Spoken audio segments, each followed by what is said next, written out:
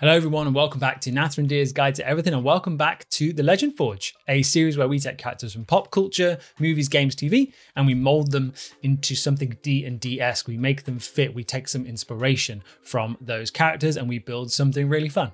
I just wanted to say hello to all the new subscribers. We gained a bunch after the success of the Richter video the other day, so I hope you enjoyed this one. Of course, you probably know from the thumbnail and the title, we are covering Maria Renard today, Richter's adoptive brother from Castlevania Nocturne. I'm super excited about this one. So let's get cracking with this build, and first we need to decide what we actually want out of this character. So as far as I can see it, we just need a spellcasting summoner and someone that can hold their own against a vampire in some martial combat. She does have some durability and some kind of a mobile nature about her. She's very, very agile, I would say, very mobile, very nimble on the battlefield, and she can definitely take a hit from undead otherworldly creatures. So we need to count that into the build as well as keeping an eye on that summoning stuff. I think I've nailed it with this one, and it's super straightforward. So without further ado, let's jump into D&D Beyond and I'll show you what I've got. So as usual, we turn on most of the optional stuff. So a bit of homebrew, although there's actually no homebrew in here today. You'll be shocked to know I couldn't find a way to fit it in. There's nothing that seemed appropriate,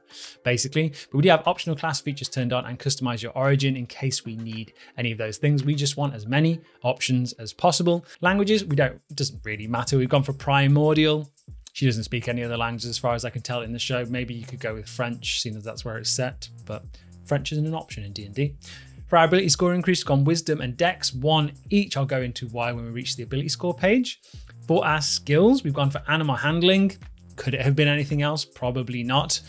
She does seem to have an affinity with beasts and fey creatures, so it just makes sense, seeing as she does summon them from beyond. For our feat, we've actually gone with something that embodies her perfectly. I saw it and I was like, yes, this is it. This is all it needs. So she is a revolutionary, I guess you could say, leader for the town that they're in the show. So inspiring leader fits perfectly. Vive la révolution, as she says in the show. You can spend 10 minutes inspiring your companions, showing up their resolve to fight. When you do so, choose up to 6 friendly creatures, which you can include yourself, within 30 feet of you who can see, hear you, or can understand you. Each creature can gain temporary hit points equal to your level plus your charisma modifier. A creature can't gain temporary hit points from this feat until it has finished a short or long rest.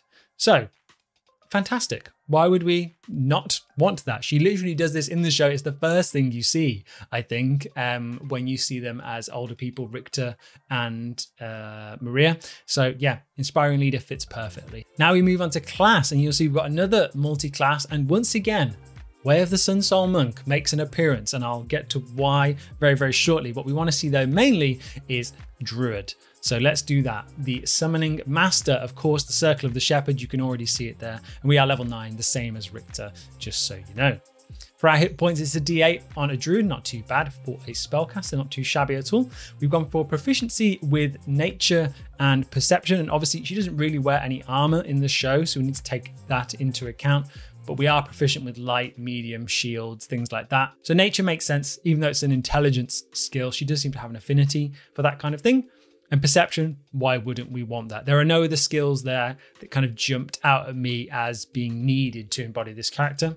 So perception makes this character functional, seeing as wisdom is our primary stat, as shown in the spellcasting section for druids here. Also at first level, we know druidic. Again, it's not really useful. We can kind of skip past this. We speak the language of druids and communicate with other druids secretly, basically. We don't see anything like that in the show, to be honest with you. So this is just helpful to make them functional in a Dungeons and Dragons setting. We do have the optional class feature, which I think is kind of required almost for this Maria build, to be honest with you. We can use our wild shape features, which is the next thing that's up just there at 2nd level, to cast the Find Familiar spell without material components instead. Now, she does have one of those kind of phoenix bird type creatures with her most of the time during the course of the show, at least when they're out in the wilderness anyway. So Wild Companion is kind of a must for this character here. It essentially means we can cast Find Familiar and it disappears after a number of hours equal to half our druid level, and it's considered a fae instead of a beast. Familiars are super useful in combat for all sorts of scenarios, so I would highly recommend going down this route. Wild shape, we can kind of just discard. She doesn't wild shape. I'm not sure she can wild shape or anything like that from the research that I've done. I know she can summon more powerful creatures than what we've seen so far. So maybe there'll be a follow-up video to this one in the future when season 2 comes out, perhaps whenever that is. I hope we don't have to wait too long, to be honest with you. But yes, so wild shape, we just cross off, we just use wild companion instead. For our druid circle, of course, there was only one choice here. Circle of the Shepherd, the summoning master, or mighty summoner, I should say, as a feature is called later on. We have the Speech of the Woods feature, which kind of, I think, does fit with the character because she seems to be able to mentally command the creatures around her, but having it explained in a D&D feature makes it more viable without picking up telepathy or whatever it is, you know? So at second level, we gain the ability to converse with beasts and many fae. You learn to speak, read, and write Sylvan. In addition, beasts can understand your speech and you gain the ability to decipher their noises and motions. So basically, this just allows us to understand the beasts and fae that we summon, right? We can know what mood they're in. And obviously in D&D, you can kind of slide over most of this stuff. You just summon a spirit, the spell ends, and there's no real connection there. But this will allow you to make a connection. Perhaps whenever you cast a spell, it's always the same beast that comes back out as it is in the show. But this also allows you to befriend creatures in the wild too, which I feel like with her affinity to nature, she could totally do, although we don't see any super specific examples of that in the show itself. Next up, we have Spirit Totem, another stretch of what we've seen in the show, but a good way to flavor some of her abilities. There is a moment where her lynx gets quite heavily damaged, essentially, and she seems to be creating some kind of like healing aura around it. And so like the bear spirit and the unicorn spirit here are great examples of how to flavor your abilities to something like that. At level 4, we have wild shape improvement. We're not using wild shape, unfortunately. Just use the wild companion feature over and over again. Find a way with your DM to make it more powerful. Perhaps maybe you can have 2 up at once, although I think that might be a bit broken. I don't know. We're just going to feign innocence and just pretend wild shape doesn't exist for Maria, and we're just going to use other things instead. Level 4, ability score improvement. 2 into wisdom. Wisdom is our primary stat. It's what we need for everything, essentially, and to make our spells more potent. And at 6th level, a Circle of the Shepherd feature, Mighty Summoner. Beasts and fae, I don't know what's happening, that you conjure are more resilient than normal. Any beast or fae summoned or created by a spell that you cast gains the following benefits. All of them get buffed, essentially. Creature appears with more hit points than normal, 2 extra hit points per hit die it has. Don't know specifics on those creatures off the top of my head, but that's decent, basically. If a creature has 5d8 hit die, it gains an extra 10 health, 2 per dice. Yeah, that's right, 10. The damage from its natural weapons is considered magical, which is kind of a must-have, to be honest with you. Definitely something that those creatures have the capability to do from what I've seen in the show. They have an aura of fae magic around them for the most part.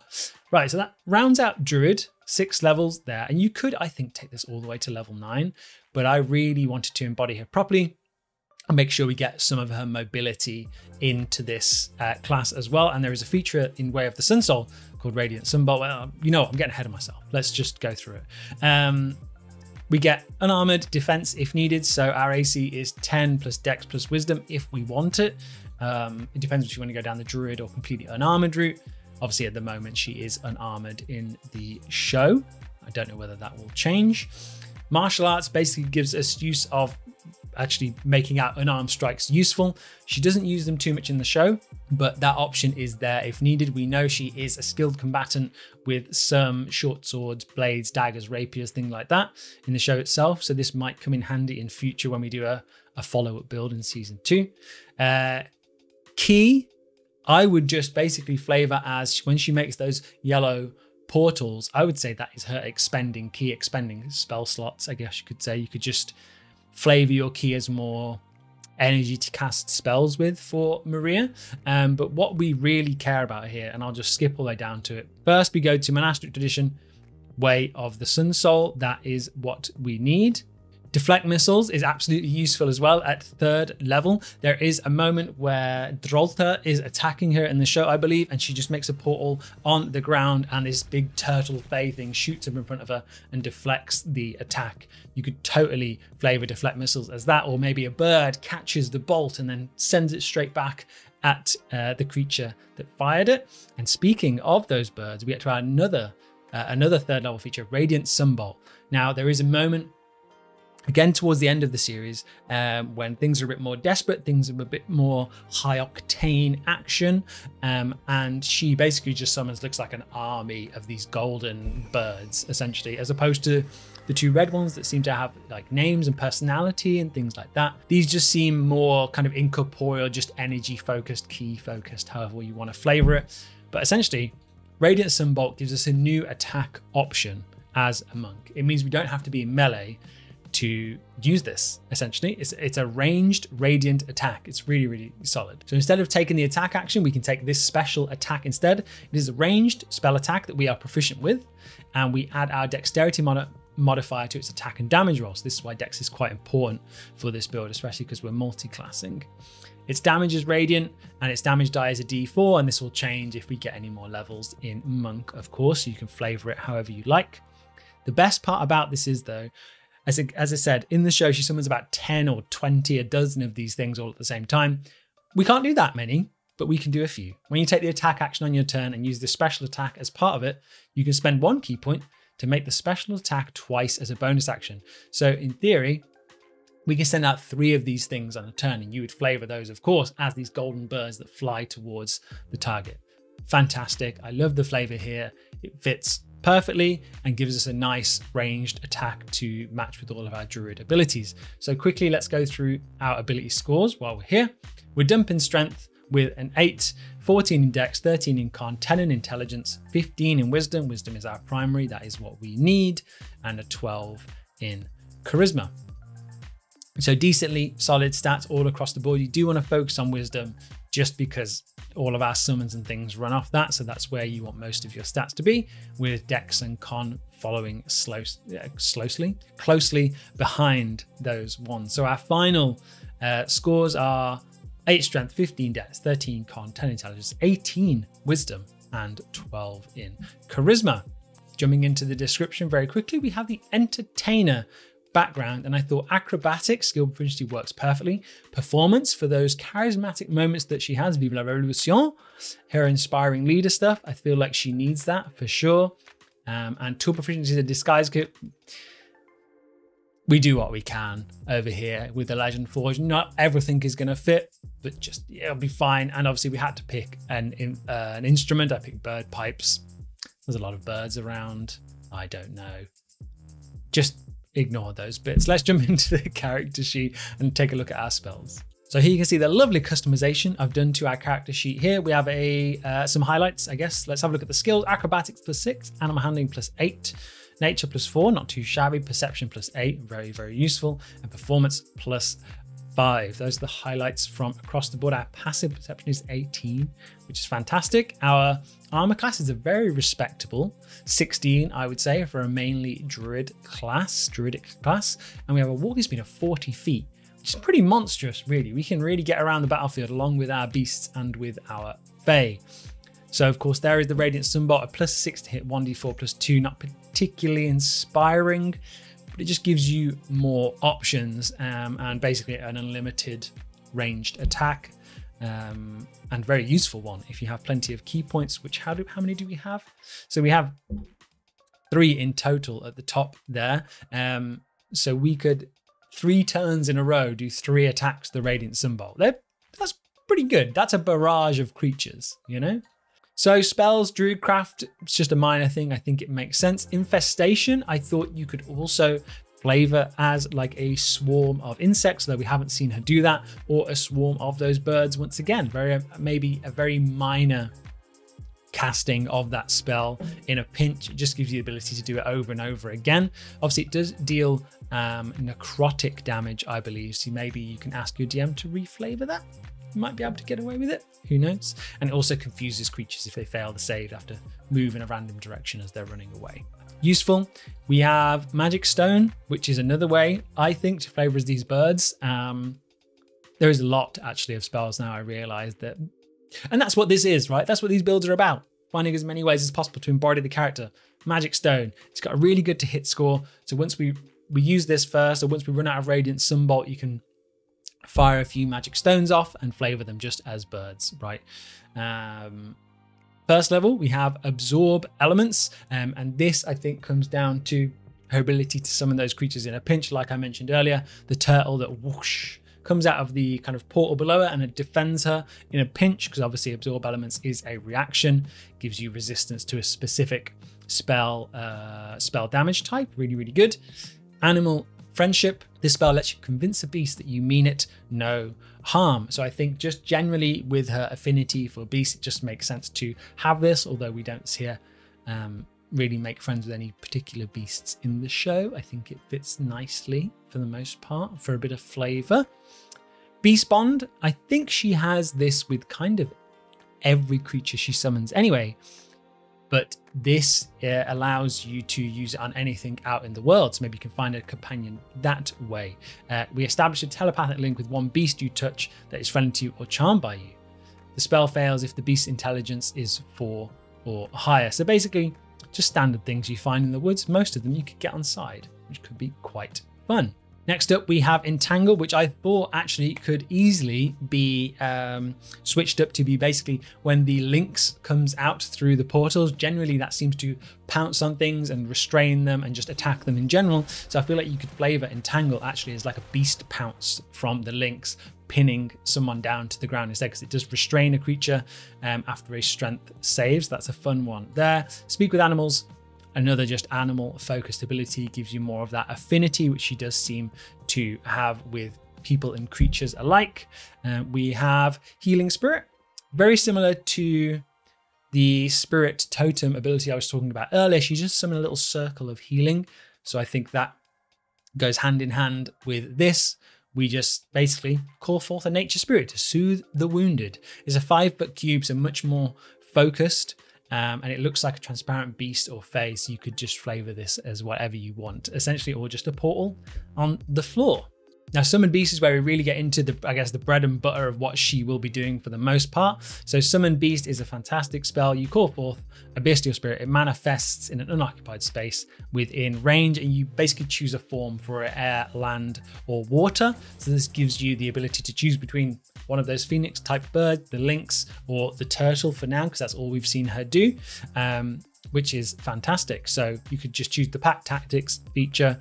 The beast has advantage on the attack roll against a creature if at least one beast ally is within 5 feet. And obviously we're going to be summoning loads of things. So it's basically always going to have advantage, and it has the maul, you know, multi-attacking maul. It sounds like the lynx to me. That's what I would use it for. Continuing a little bit further, we have Conjure Animals. I'm not going to go through the whole list of things that you can do here, but essentially allows us to get one beast challenge rating 2 or lower, or 2 beast challenge rating 1 or lower, etc., etc. The weaker the creature, the more you can summon. So again, 8 of these little hawk things coming up could be quite fun to do. And just a top tip out there, make sure your DM is okay with you playing a Circle of the Shepherd Druid, because having all the minis and things to put on the board and having to put all these things into an initiative, and Circle of the Shepherd is hated by DMs. Thankfully, I've never had to run one myself. And anyway, we move Protection for Energy, same as Absorb Elements from earlier.